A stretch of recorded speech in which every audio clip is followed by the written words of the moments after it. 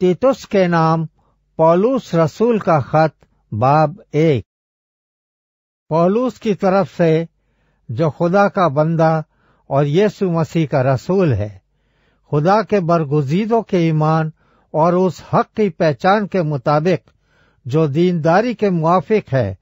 उस हमेशा की जिंदगी की उम्मीद पर जिसका वादा अज़ल से खुदा ने किया है, जो झूठ नहीं बोल सकता, और उसने मुनासिब वक्तों पर अपने कलाम को उस पैगाम में जाहिर किया जो हमारे मुनज्जी खुदा के हुक्म के मुताबिक मेरे सुपुर्द हुआ।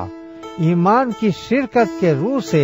सच्चे फर्जंद तीतुस के नाम फजल और इत्मीनान खुदा बाप और हमारे मुनज्जी मसीह यीशु की तरफ से तुझे हासिल होता रहे। मैंने तुझे क्रेते में इसलिए छोड़ा था कि तू बाकी मांदा बातों को दुरुस्त करे और हुक्म के मुताबिक शहर बा शहर ऐसे बुजुर्गों को मुकर्रर करे जो बे इल्जाम और एक एक बीवी के शोहर हों, और उनके बच्चे ईमानदार, बदचलनी और सरकशी के इल्जाम से पाक हों, क्योंकि निगहबान को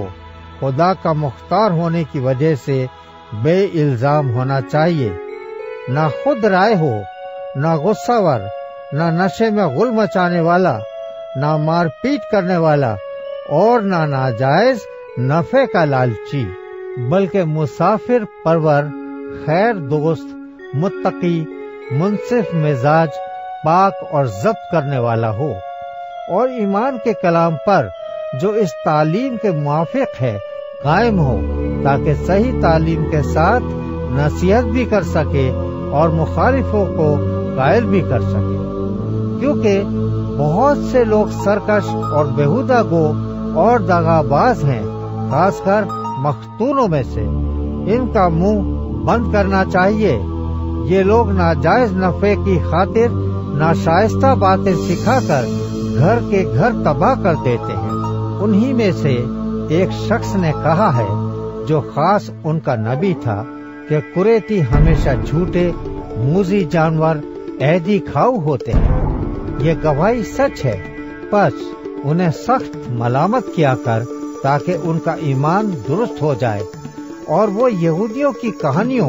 और उन आदमियों के हुक्मों पर तवज्जो न करें जो हक से गुमराह होते हैं। पाक लोगों के लिए सब चीजें पाक हैं, मगर गुनाह आलूदा और बेईमान लोगों के लिए कुछ भी पाक नहीं, बल्कि उनकी अक्ल और दिल दोनों गुनाह आलूदा हैं। वह खुदा की पहचान का दावा तो करते हैं, मगर अपने कामों से उसका इनकार करते हैं, क्योंकि वो मकरूह और नाफरमान हैं और किसी नेक काम के काबिल नहीं।